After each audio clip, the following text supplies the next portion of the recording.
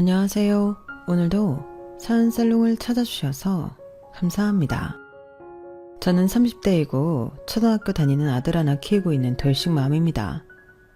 현재 저는 해외 직구 관련 사업을 하고 있어요. 남편과 결혼하기 전부터 사업을 하고 있었어요. 그리고 전 남편과는 작년에 이혼했는데 결혼 생활은 9년 정도 했었죠. 제가 이렇게 사연을 보내게 된 이유는 제가 9년 동안 너무 힘들게 살았기 때문이에요. 누가 고생 한번 오지게 해보라고 시킨 결혼도 아닌데 고른다고 나름 고른 남자가 진짜 최악의 남자였더라고요. 저도 한때는 행복한 꿈을 꾸며 결혼한 여자였거든요.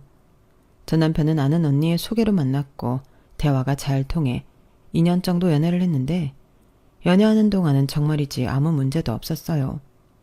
2년을 만나는 동안 사소한 다툼도 없었다고 하면 믿으실 수 있으실까요? 그만큼 전 남편은 전적으로 저에게 맞추는 사람이었는데 그렇다 보니 이런 남자라면 결혼해도 행복하게 살 수 있을 거라는 확신을 갖게 되었어요. 제가 그때도 지금보다는 규모가 훨씬 작았지만 사업을 하고 있었거든요. 그리고 전 남편은 평범하게 회사에 다니고 있었는데요.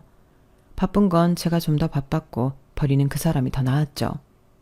그래서 어찌 보면 그 사람 입장에서는 제가 하는 일이 가성비 떨어지는 일이라고 생각할 수 있는데 그래도 제가 제 일을 좋아하니까 존중해줬어요. 그렇게 남들 하듯 어느 연인처럼 같이 있으면 좋고 헤어질 때는 아쉬운 그런 연애를 했는데 결혼을 결심할 때도 홀 어머니가 계시다는 것 외에는 특이한 점도 없었어요. 홀 어머니라고 해도 당시 50대로 연세가 많은 편도 아니었고 18평 작은 빌라긴 했어도 당신 명의의 집도 갖고 계셔서 아들 덕을 바라는 분도 아니었는데 제가 결혼 허락을 받으러 집에 갔을 때도 시어머니는 똑소리가 나는 분이셨죠. 어서 와요. 얘기 많이 들었는데 우리가 드디어 얼굴을 보네요. 어차피 내 며느리 데리고 온 거니 말라도 되죠. 내가 가식적으로 격식 차리고 그러는 건 좀 별로라. 아, 네. 편하게 말씀하세요. 그래요, 그럼. 보다시피 우리 사는 게 이래. 그래도 남의 집살이 하는 거 아니고 대출금도 다 갚아서 걱정할 것도 없는데 다만 여윳돈은 없어서 내가 니들 결혼한다고 해도 뭘 해줄 능력은 없다. 그냥 둘이 알아서 하고 나는 그냥 혼주 한복 한 벌만 해다오. 그래도 신랑측 엄마인데 한복은 입어야지. 이렇듯 시어머니는 저희한테 도움을 주진 못하지만 결혼도 그렇고 저희가 살면서 저희가 당신을 도와주진 않아도 된다고 말씀하셨는데 남편한테 듣기도 시어머니는 당신 생활비도 벌어서 해결하신다고 하셨어요. 왜 자식이랑 같이 살면 자식한테 생활비나 용돈 같은 걸 바랄 수도 있는데 필요 없다고 장가 갈 때 쓸 돈이나 모으라고 했다는데 그때 처음 겪은 시어머니는 화끈하고 기명기고 아니면 아닌 멋진 분이셨어요.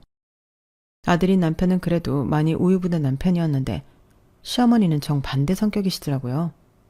그리고 그 성격이 저랑 제법 잘 맞는다고 생각했는데 그래서 경솔하지만 저는 시어머니랑 잘 맞는 며느리가 될 거라고 생각했어요. 친구 같은 고부 사이는 아니더라도 피곤한 고부 사이는 되지 않을 것 같아 나름 자신이 있었죠. 그리고 시어머니는 저랑 남편이 결혼을 준비할 때도 따로 뭐 사달라, 시집 올 때 뭘 해와야 한다 등 저를 괴롭히지도 않으셨는데 그냥 네가 알아서 하라는 주의셨어요. 그러시면서 당신은 그저 저희 결혼식에 참석하는 사람이라고 부담 갖지 말라 하셨는데요. 그래도 어떻게 제가 시어머니를 다른 손님들과 똑같이 할 수가 있나요? 그래서 저도 나름 할 도리는 다 하고 그 집에 시집을 갔죠. 그렇게 저는 결혼 준비를 하면서 큰 문제도 없었고 둘 다 돈이 넉넉하진 않았기에 20평대 아파트 전세를 얻어 신혼살림을 꾸렸는데요. 그러려고 한 건 아니지만 남편이 홀로 계실 자기 엄마를 많이 걱정해서 신혼집을 시댁과 제법 가까운 곳에 구했어요. 아무래도 둘이 살다 엄마 혼자 살아야 하는 거잖아. 물론 우리 엄마가 건강이 안 좋거나 그런 건 아니지만 그래도 혼자 계시다 도움이 필요할 수도 있으니 당분간은 가까운 곳에 우리가 있었으면 좋겠어. 이렇게 말을 하니 저도 그 부분을 존중해주고 싶더라고요. 저는 시집 오기 전부터 월세긴 했지만 원룸에 혼자 살아서 굳이 친정과 가까이 살고 싶은 마음은 없었는데 남편은 그럴 수 있다고 이해했어요. 다만 처음엔 이 정도일 줄은 상상도 하지 못했는데 남편이 자기 엄마 걱정하는 마음이 생각보다 커서 순간순간 당황하긴 했었죠. 주말이면 점심이든 저녁이든 자기 집에 가서 시어머니와 밥을 먹고 싶어 했는데 그때도 제 눈치를 엄청 보더라고요. 사실 그럴 필요도 없었는데 저는 더 괜찮다는 듯 시어머니를 챙기려고 했고 그게 남편의 고단수 수법이라는 건 아주 나중에 깨닫게 되었죠. 그리고 돌이켜보면 주변에서 이럴까봐 저에게 힌트도 많이 줬는데 저는 멍청하게 그걸 알아차리지 못했어요. 친구고 아는 사장님이고 주변에서는 저더러 첫 단추를 잘못 깨면 골치 아프다고 시댁에 가는 건 자제하는 게 좋겠다고 했는데 저는 그런 부분에선 시어머니와 문제가 될 일이 없다고 생각해 대수롭지 않게 생각했어요. 그리고 저랑 결혼해서 제 남편이지만 그 이전엔 시어머니 아들이니 남편이 시어머니를 챙기려 하는 건 어쩌면 당연하다고 생각했는데요. 하지만 시간이 지나니 이게 아니라는 걸 깨닫게 되었죠. 그게 제가 생각한 수준이 아니더라고요. 어쩐지 남편은 저랑 같이 살아도 자기 엄마한테 많이 의지하는 것 같았는데 그걸 인지하기까지는 시간이 많이 걸렸어요. 제가 결혼하고 일이 많이 바빠져서 정신이 없었거든요. 그렇다고 제 남편이 마마보이 그런 것도 아니었는데 만약 그랬다면 9년씩이나 같이 살지 않았겠죠. 그리고 다시 제 변명을 좀 하자면 사업하는 입장에서 물 들어올 때 노를 저어야 한다고 사업이 잘 풀릴 때 더 빡시게 일을 했는데 그땐 시어머니가 바쁜 며느리 도와주신다고만 생각했어요. 훗날 이게 스트레스가 될 줄은 정말 몰랐죠. 아가, 내가 네 집에 밑반찬이랑 김치 좀 새로 담가서 갖다 놨다. 그리고 네가 많이 바쁘긴 한지 청소도 안 돼서 엉망이라 내가 청소 좀 했고 빨래도 너무 쌓여서 내가 세탁기 돌려 널어놨어. 아무리 바빠도 여자가 자기 살림에 소홀히 하면 안 돼. 아, 네, 감사합니다. 제가 요즘 정말 눈코 뜰 새 없이 바빠서. 미리 알려주셨으면 좀 치우고 나오는 건데요. 죄송해요. 다음에는 미리 연락 주시면 주의하겠습니다. 주의는 무슨? 그럼 내가 온다고 할 때만 하려고? 그러지 말고 네가 좀 더 부지런을 떨어. 나도 일하면서 살림하고 애 키워봐서 아는데 다 할 수 있는 거다. 네. 이렇듯 시어머니는 저를 도와주시러 오셨다가 그 건수로 저에게 잔소리를 하셨는데 어차피 제가 좋아하는 반찬이 아닌 당신 아들이 좋아하는 반찬만 한가득 가져오시는 거지만 저는 실은 내색을 하진 않았어요. 어찌됐든 신경을 써주신 호의가 있으니 그저 감사하다고만 할 뿐이었는데요. 속마음은 부담스러웠죠.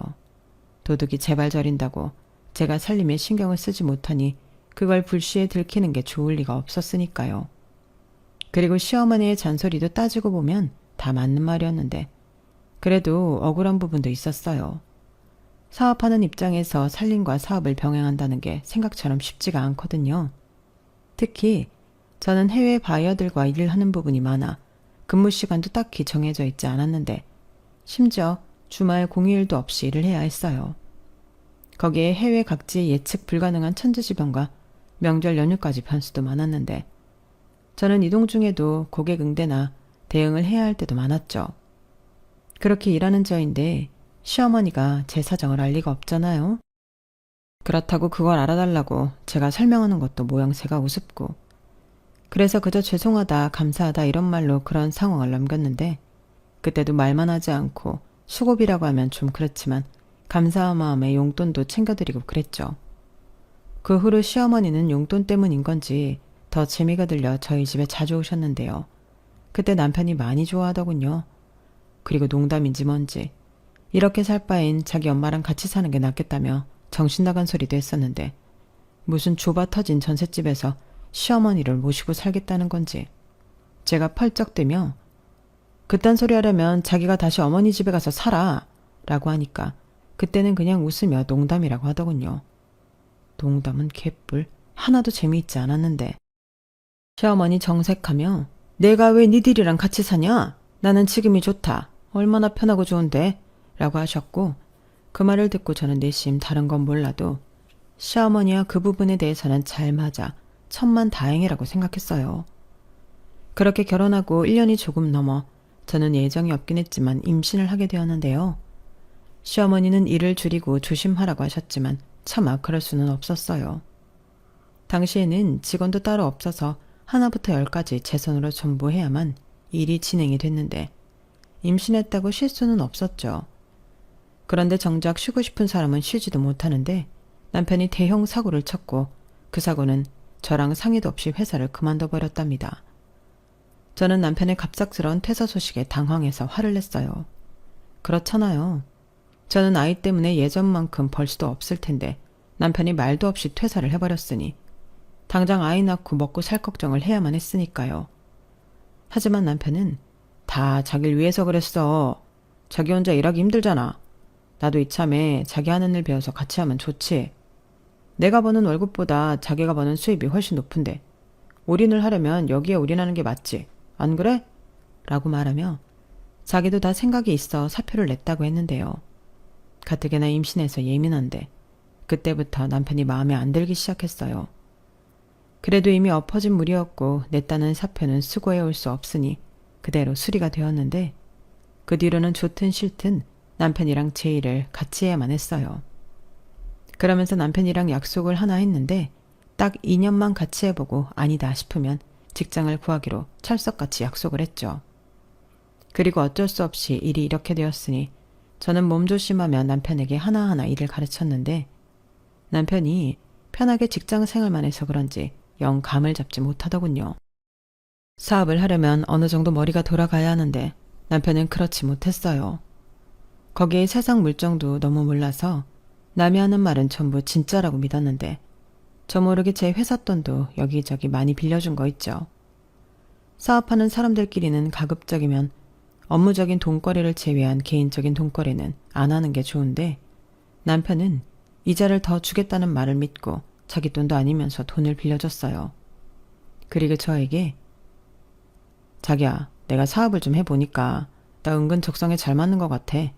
이대로면 나 금방 부자 될 것 같은데 우리 애기 나오면 전세 만료 시점에 맞춰서 큰 집 사자.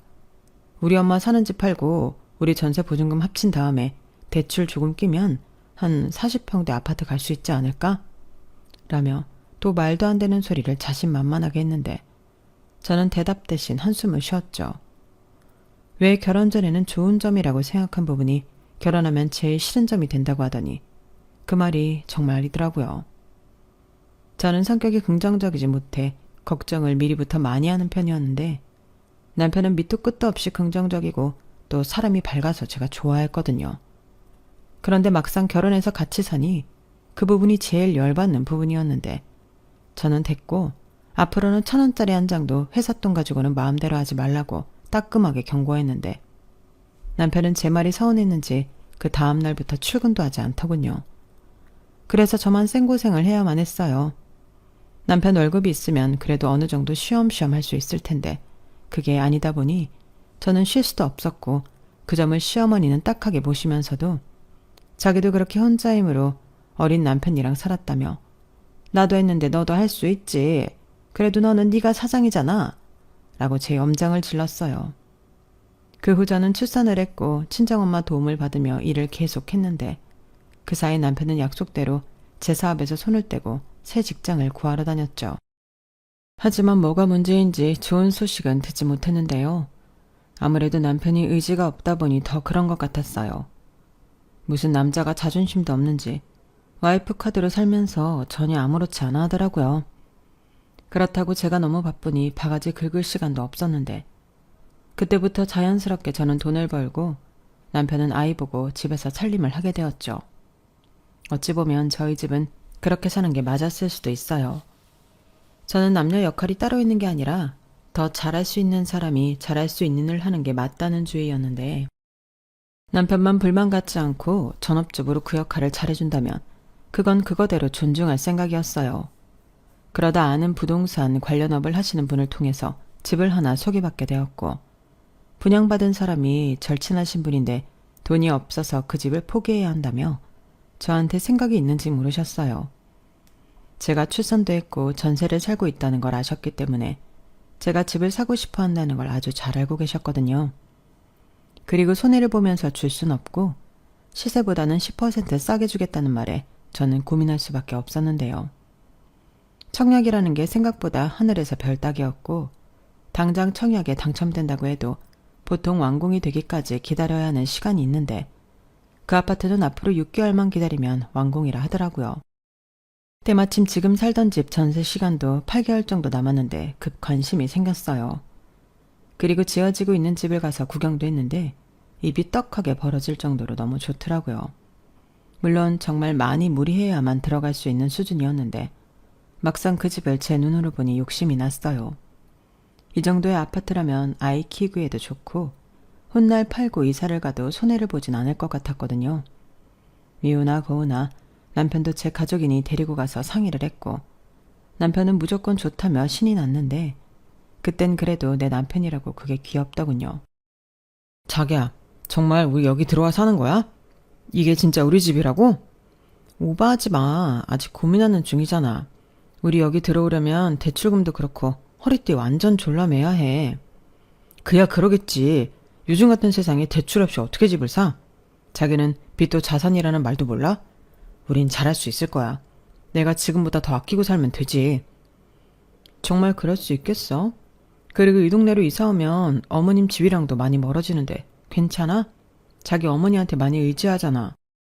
에이, 누가 들으면 내가 마마보인 줄 알겠네. 당연히 괜찮지. 나는 자기랑 우리 아들, 이렇게 우리 가족이 더 중요해.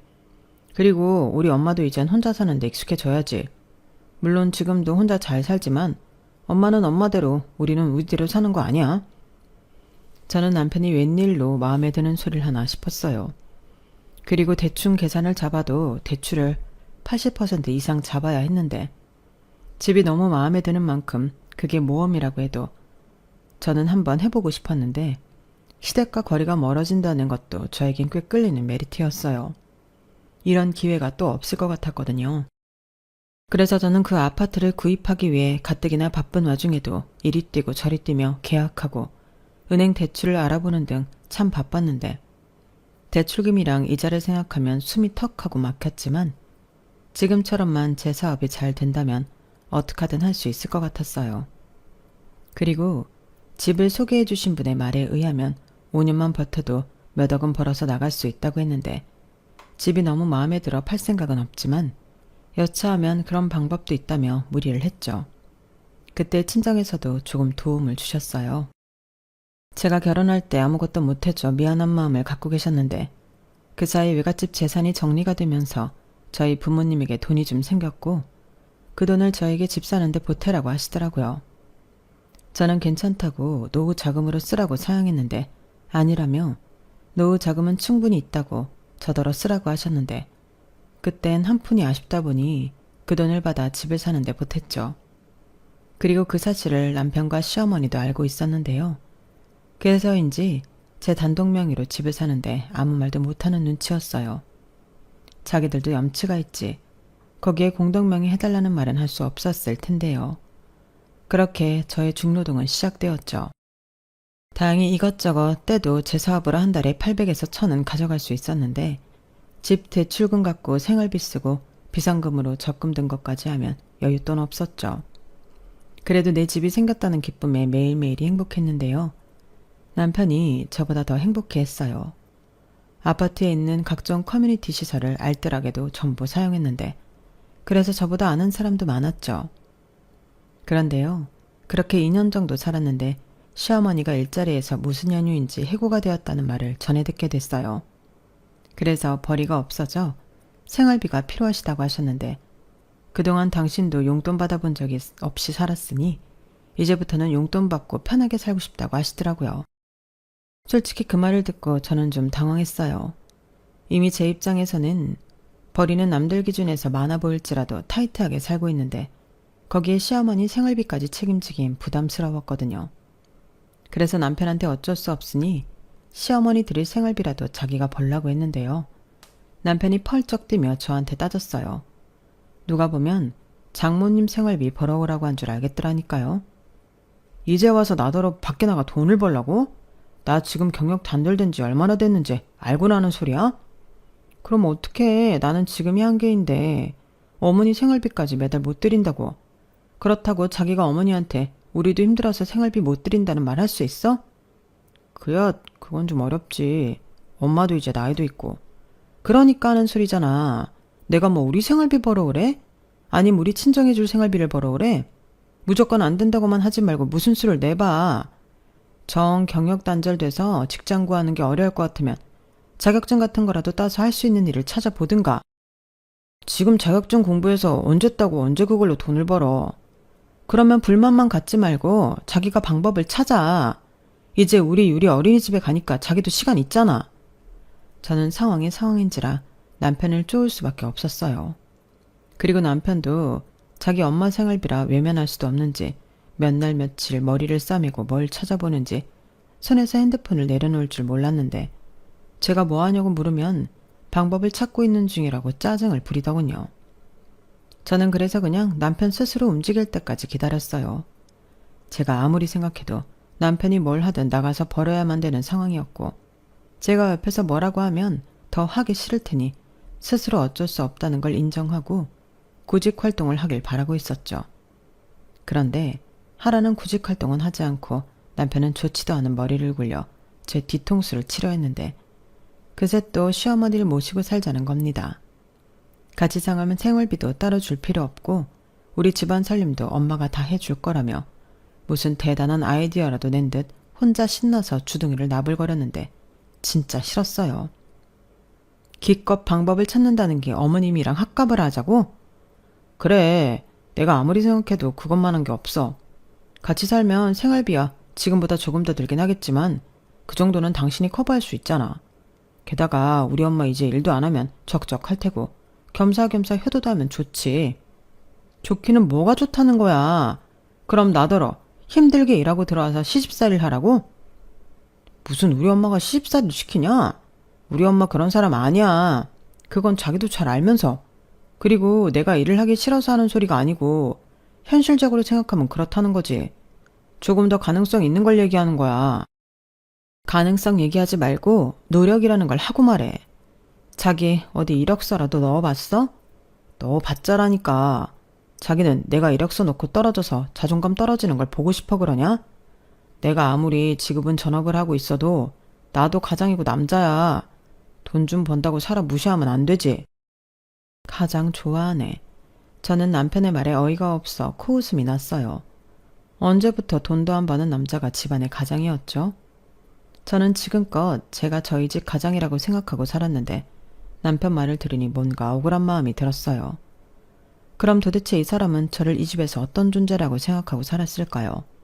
그리고 그 일로 남편과 실랑이를 하며 사이가 멀어지기 시작했는데 남편은 자기 엄마는 좋은 사람인데 제가 이유도 없이 자기 엄마를 나쁜 시어머니로 만들어 합가를 거부한다고 말도 안 되는 주장을 했어요. 물론 그때까진 시어머니가 나쁜 사람이라고 생각한 적은 없었는데 내 부모도 불편한데 시어머니랑 같이 사는 건 너무 불편한 일이었어요. 그래서 저는 처음부터 끝까지 이제는 남편이 적더라도 돈벌이를 하는 게 좋다는 생각이었는데요. 이 남자는 도대체 뭐가 그렇게 무서운 건지 도통 일자리를 구할 생각이 없더군요. 막말로 자기 엄마 생활비인데 막노동이라도 해야죠. 저는 그 말이 목구멍 끝까지 올라왔지만 그래도 내 남편이라고 기죽이긴 싫어서 그 소리까진 안 했는데 답답했죠. 그래도 저 역시 합가는 할 수 없다는 입장이었고 시어머니도 그건 저랑 같은 생각일 거라 믿었는데 시어머니도 은근 저희와 같이 살고 싶다고 하시더군요. 분명 예전에는 펄쩍 뛰면서 싫다고 하셨는데 저희가 이사를 해서 그런지 그때와는 180도 달라졌어요. 남편은 자기 엄마가 일자리도 잃고 마음이 많이 약해져서 아들 며느리한테 의지하고 싶어 하는 거라고 하는데 그래도 합가는 내키지 않더라고요. 합가라는 게 일단 한번 하면 다시 분가하기 힘들 것 같았거든요. 하지만 남편은 자기도 참 이기적이야. 자기는 맨날 바빠서 집에서는 잠만 자는데 우리 엄마가 와 있는데 그렇게 싫어? 우리 엄마가 자기한테 뭘 그렇게 불편하게 하는데? 라고 말하며 계속 저를 나쁜 며느리로 몰아갔는데 그때는 이 남자가 미쳤나 싶었어요. 남들 같으면 돈 버는 와이프 떠받들고 산다고 하는데 간이 아주 배밖에 나왔더라고요. 그리고 이건 좀 치사할 수도 있는데 그때 당시 저는 저 아니면 이 넓고 좋은 아파트에서 살 수도 없으면서 저딴 말을 하나 화가 났는데요. 마치 저를 돈 벌어다 주는 기계로 아는 것 같아 열받더군요. 그래서 이혼하고 싶으면 네 마음대로 하라고 하고 그거 아니면 밖에 나가 돈을 벌든 그것도 아니면 시어머니랑 합의를 보든 하라고 했는데 제가 단순히 싫어서 그런 게 아니라 정말 돈이 거기까지는 되지 않았어요. 남편은 지금보다 더 열심히 해서 돈을 더 벌면 되지 않냐고 했지만 그것도 현실과는 먼 얘기였죠. 제가 돈을 덜 벌고 싶어 몸을 사리는 게 아니었으니까요. 저는 영양제 없으면 쓰러질 것 같아 약으로 버티며 겨우 일을 하고 있는데 남편이라는 놈이 저딴 한가한 소리나 하고 있으니 왼수가 따로 없었어요. 그리고 중간에서 뭐라고 했는지 더 이상 시어머니 생활비 얘기는 나오지 않았는데요. 제 주머니에서 돈 달라고 하는 것도 아니니 저도 더는 문제 삼지 않았어요. 그런데 시어머니가 일을 안 하셔서 그런지 저희 집에 와서 계시는 횟수와 시간이 점점 늘어났고 그건 며느리 입장에서 뭐라고 할 수는 없었는데 시어머니도 알게 모르게 당신 아들이 집에서 살림한다고 마음이 쓰였던 모양이었어요. 그래서인지 저희 집에 오셔서 음식도 자주 하셨고 청소와 아들 아이 케어도 시어머니가 도맡아 했는데 그때부터 남편이 공부를 하겠다고 하더군요. 공인중개사 시험을 보겠다고 했어요. 내가 곰곰이 생각을 해봤는데 자기 말이 맞는 것 같아. 언제까지 내가 자기만 보려고 할 수는 없고 나도 우리 집의 미래를 위해 뭔가 해야 한다고 생각했는데 이제라도 준비 잘해서 공인중개사 시험 보려고. 공인중개사? 되기만 하면 너무 좋지. 그치? 나도 그렇게 생각해. 유리도 많이 컸고 엄마도 전보다 자주 와서 살림도 도와주고 하니까 남는 시간에 공부 좀 빡시게 해보려고. 내가 알아보니까 공인중개사가 정년도 없고 평생 직업으로 왔다야. 저는 남편의 말에 되기만 하면 너무 좋겠다는 마음으로 응원하겠다고 했어요. 시어머니와 합가는 싫지만 시어머니가 많이 도와주고 계신 것도 사실이었고 시어머니가 생활비 얘기도 하지 않으니 그 부분은 어떻게 해결이 됐나 보다 하고 있었는데 한 해가 지나고 또 한 해가 지나도 남편의 합격 소식은 깜깜무소식이었죠. 그럴 수밖에요. 남편은 공부한다고 책상에만 앉아있을 뿐 공부를 하지 않았거든요. 인강만 내내 틀어놓고 자기는 핸드폰만 하고 있는데 공부를 하는 게 아니라 공부하는 척만 하고 있었어요. 인간 수강료도 싼 것도 아니었는데 제 속만 타들어갔죠. 급기야 저는 이럴 거면 때려치우고 편의점 야간 알바라도 찾아서 하라고 했는데요. 그땐 자기도 자존심이 많이 상했는지 입이 대빨 나왔어요. 남자가 나이를 먹으면 애가 된다고 하더니 아들이랑 정신 연령이 비슷하더라고요. 그리고 전보다 저희 집 막내가 잦은 시어머니는 제가 당신 아들한테 잔소리하는 걸 싫어하셨는데요. 어느 부모가 자기 자식이 당하는 걸 좋아하겠냐마는 뻔히 아들이 놀고 먹는 걸 알면서 아들 편을 든다는 게 저는 서운했어요. 적어도 제 편은 아니어도 좋으니 아들 편만큼은 들지 마셨으면 좋겠다고 생각했는데 팔은 안으로 굽는다고 저희 시어머니도 어쩔 수 없는 시자였죠. 그렇게 말도 안 되는 거지 같은 결혼 생활을 했어요.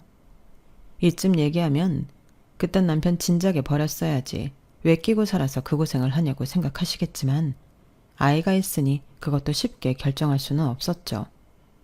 한심한 남편은 맞았지만 바쁜 엄마 대신 아이한테는 친구 같고 다정한 아빠였거든요.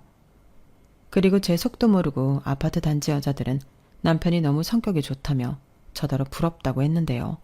저는 제 귀를 의심했죠.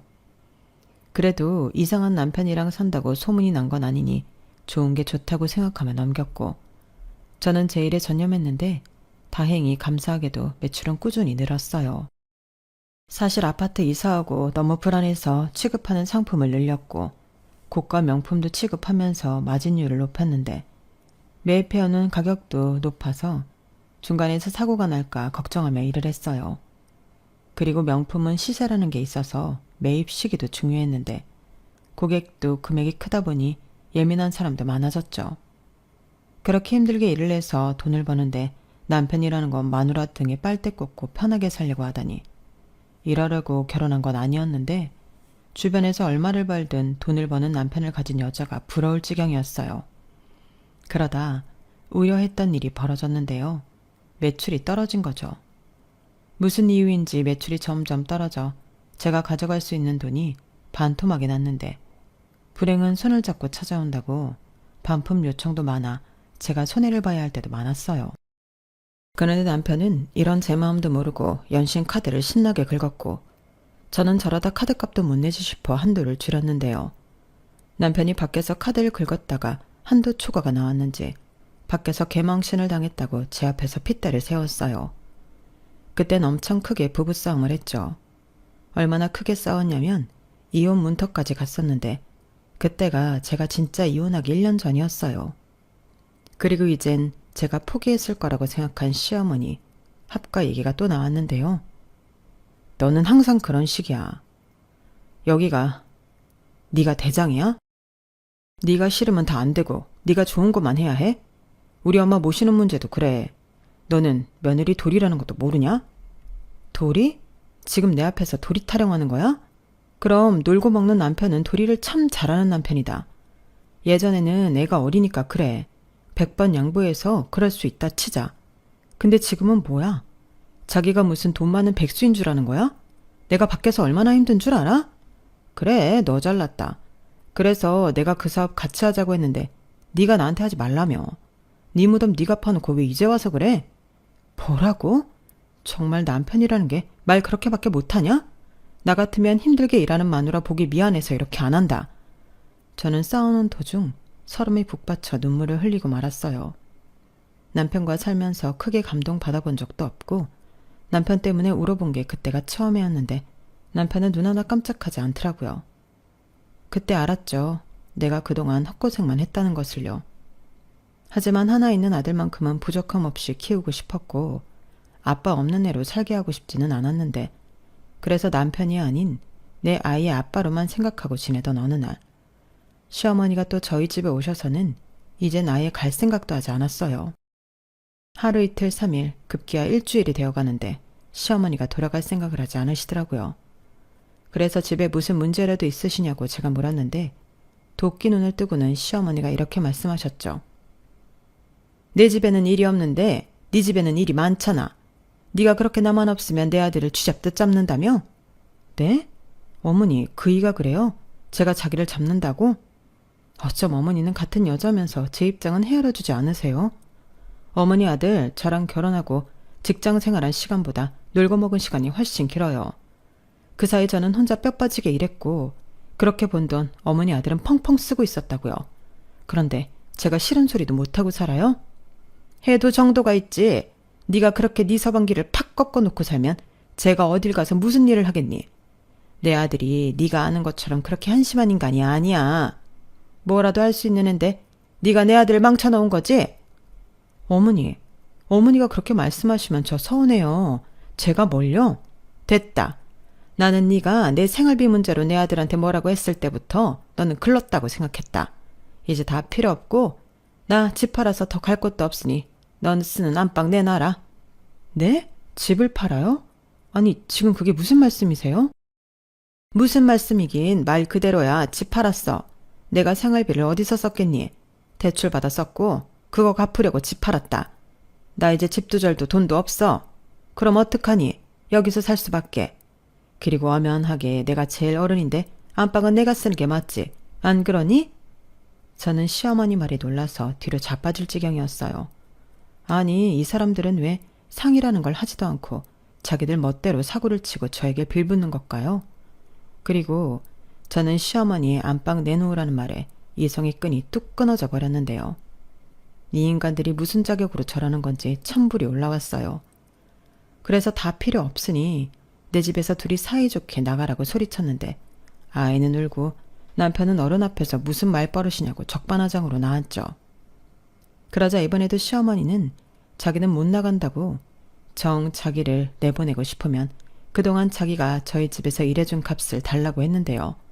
저더러 5천만 원을 내놓으라고 하셨어요. 5천만 원이요? 그래, 벌써 세월이 몇 년이냐? 그 사이 물가도 많이 올랐고 네가 방금 그랬잖아. 네 집이라고. 그러니 집주인이 네가 나한테 수고비를 줘야지. 그 돈 주면 내가 순순하게 이 집에서 나가주마. 진짜 도둑이 따로 없네. 제가 언제 어머니더러 저희 집 와서 일해달라고 했어요. 그리고 저 그때마다 용돈 드렸는데요. 오히려 여기에서 제 허락도 없이 숙박을 하셨으니 숙박비를 내셔야죠. 뭐야? 너는 어떻게 된 애가 하나부터 10까지 돈돈돈거리냐? 그러니까 내 아들이 너한테 질른다고 하는 거야. 엄마, 그 얘기를 여기서 왜 해? 그리고 너도 그렇다. 우리 엄마가 집까지 팔고 왔다고 하는데 꼭 이렇게까지 해야 해? 집도 절도 없는 우리 엄마를 내쫓겠다고? 왜 어머니만 얘기해? 당신도 나가. 내가 분명히 말했지. 합가는 내 사전에 없다고. 진짜 너무한다. 상황이 이런데 끝까지 이럴 거야? 그냥 자기가 양보해. 이렇게 된 이상 우리가 엄마 모시고 살 수밖에 없잖아. 집 넓은데 뭐가 문제야? 그래서 나더러 정말 앙빵을 내놓으라고? 그러면 뭐 어디서 큰일이라도 나니? 어차피 잠만 자는 방 어디든 상관없지. 맞아, 상관없지. 그 입 다물어. 네가 말하는 것처럼 나는 잠만 자는 이 집 유지하려고 내가 얼마나 쇠가 빠지게 일하는 줄 알아? 다 필요 없으니까 나가. 나가서 너나 네 엄마 실컷 모셔. 저는 순간 눈이 뒤집혀 남편한테 닥치는 대로 물건을 집어 던졌어요. 자기들 이렇게 나오면 제가 순순하게 합가를 할 거라고 생각한 건지 너무 화가 나더라고요. 그래서 미친 여자처럼 남편에게 달려들었고 말리는 시어머니까지 싸잡아 현관 밖으로 밀어냈는데 저도 어디서 그런 괴력이 나왔는지 신기할 정도였어요. 그리고 저는 도어락 건전지를 서둘러 뺐는데 도어락이 먹통이 되니 문을 두드리고 발로 차고 밖에서는 난리가 났어요. 덕분에 이웃집에서 경찰에 신고가 들어갔는지 경찰이 출동했고 저까지 경찰 앞에서 구질구질한 가정사를 얘기할 수밖에 없었죠. 경찰은 그저 가족끼리니 원만하게 해결하라고 하더군요. 원만은 개뿔. 그게 될 것 같으면 이렇게도 하지 않았는데 저는 이런 인간들이랑은 더는 가족으로 함께할 수 없다고 생각했죠. 그래서 뒤도 돌아보지 않고 변호사 사서 이혼 소송 진행했는데요. 집도 부동산에 내놨어요. 어차피 제 명이라 팔아도 몽땅 제 것이었는데 어디서 제가 집 내놨다는 소리를 들었는지 남편이 개망나니처럼 난리를 쳤는데 자기는 무조건 이혼할 수 없다고 버티더군요. 하지만 지가 버텨왔자였어요. 결혼 생활 내내 저 혼자만 벌어 이만큼 살림을 꾸렸고 남편이라는 인간은 제 등에 빨대나 꽂고 이제는 자기 엄마 빨대까지 꽂아보겠다고 하는데 판사님도 어이가 없다며 속전속결로 이혼 판결을 내려주셨어요. 판사님이 여자셨는데 저 못지않게 화가 많이 나셨더라고요. 그래서 양육권, 친권, 심지어 재산도 분할할 거 없다며 모두 제가 가져올 수 있었는데요.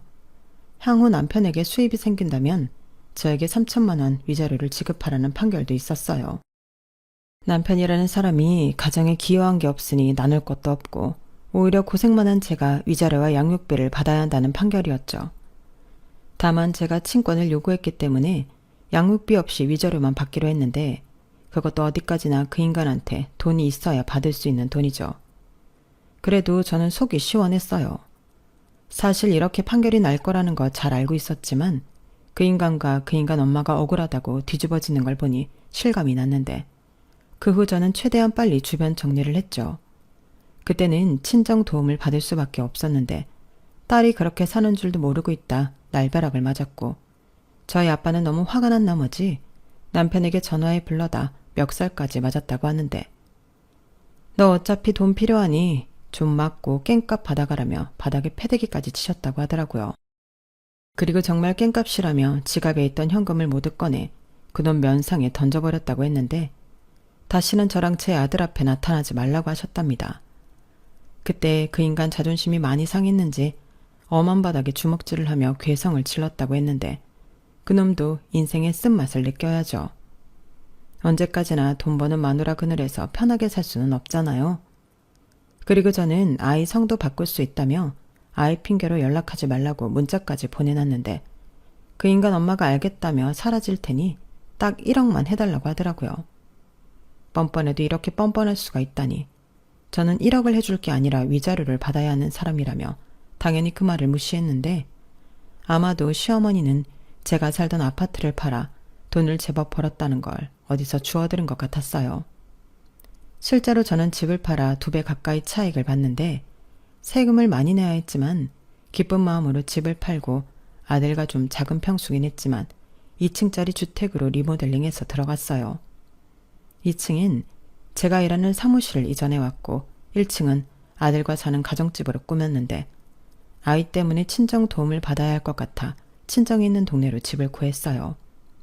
그리고 다행히 아이도 크게 동요하지 않고 엄마 아빠의 이혼을 받아들였는데 아이 앞에선 저도 어쩔 수 없는 미안한 엄마였죠. 아빠 자리만큼은 지켜주자고 생각했는데 그게 안 됐으니까요. 그러면서 아이에겐 아빠나 친할머니에 대한 안 좋은 소리는 하지 않고 어른들의 사정으로 이렇게 되었으니 미안하다고 다른 변명은 하지 않았는데 아들은 그저 알겠다고만 하더군요. 아들이 아직 어린 나이기도 하고 아이가 완전히 부모의 이혼을 받아들이기까지 시간이 필요하다고 생각했어요. 그건 지금도 마찬가지인데요. 다만 남편이나 시어머니나 저에겐 몰상식하고 이기적인 천하의 나쁜 사람들이지만 제 아이 앞에서는 그들을 비난하지 않으려고요. 사실 시작이 어렵지 한번 그렇게 얘기를 하면 계속 그 사람들에 대해 안 좋은 이야기만 할 것 같았어요. 그럼 아이가 자기 아빠와 할머니에 대한 부정적인 감정만 가질 테니 그렇게 하고 싶진 않았어요. 아이한테는 그래도 좋은 아빠, 좋은 할머니였던 기억도 분명히 있으니까요. 그리고 그들은 제가 이사까지 하고 친정이랑 가까이 산다는 걸 알지만 더는 접근하지 않았는데요. 시어머니에 대한 건 접근 금지 신청을 해놨고 남편은 아마도 저희 아빠가 무서워서 또 자존심이 상해서 포기한 듯 보였어요. 그 인간이 그렇게라도 정신을 차리고 자기가 끔찍하게 여기는 자기 엄마를 위해서라도 정신 차리길 바라는 마음인데 부디 앞으로도 계속 만나지 않고 지금처럼만 살았으면 합니다. 뭐 훗날 아들애가 커서 아빠를 만나고 싶다고 하면 그것까지는 반대할 생각은 없지만 그 인간과 그 인간의 엄마와는 어떤 방식이라도 다시 마주치고 싶지 않아요. 사람들이 이렇게까지 뻔뻔할 수 있음에 제가 너무 많이 놀랐거든요. 그리고 어떤 사람들은 저한테 재혼 이야기도 하곤 하는데 저는 그럴 생각도 없습니다. 다른 사람 덕을 보고 살 팔자도 아닌 것 같고 지금은 그냥 저랑 저희 아이를 위해 필요한 만큼만 벌고 제 몸 망가지기 전에 건강도 챙기고 싶거든요. 취미라는 것도 딱히 없는데 취미도 가져보고 아이와 또 제 부모와 좋은 시간도 보내며 이제는 돈 버는 것 외에도 저를 위한 시간을 갖고 싶어요. 매출이 떨어져서 고민이었던 제 사업은 그래도 제가 포기하지 않고 상품과 가격 조정에 힘을 썼더니 다시 예전 매출로 돌아왔는데요. 이제는 무리지 않고 살아볼 생각입니다. 그전 아파트도 팔고 이사를 왔지만 여윳돈도 좀 있고요. 누구 덕분에 열심히 일만 해서 나름 노하우도 쌓여 앞으로 먹고 살 걱정은 안 해도 될 것 같아요. 반면 저랑은 다르게 이젠 전 남편이 된 그 인간은 좋은 시절 다 갔고 먹고 살 걱정부터 해야 할 텐데 부디 잘 벌어 먹고 살기 바랄 뿐입니다. 그래야 저한테 다시 빌붙을 생각을 하지 않을 테니까요. 제 이혼 사연은 여기까지예요. 결혼 생활이라고 되돌아보면 추억이라고 할 것도 없는 최악이었는데 덕분에 열심히 살았으니 앞으로는 아이와 많은 추억을 만들며 살아갈 생각입니다. 아빠의 자리도 제가 그 누구보다 멋지게 채우려고요. 제가 앞으로도 지치지 않고 지금 마음처럼 힘낼 수 있도록 많은 응원 부탁드립니다. 그럼 지금까지 제 이야기 들어주셔서 감사하고요. 늘 건강하시고 행복하세요. 고맙습니다. 여러분, 사연 댓글에 응원과 현명한 조언 부탁드려요. 좋아요와 구독은 저에게 큰 힘이 됩니다. 오늘도 좋은 일 가득하세요.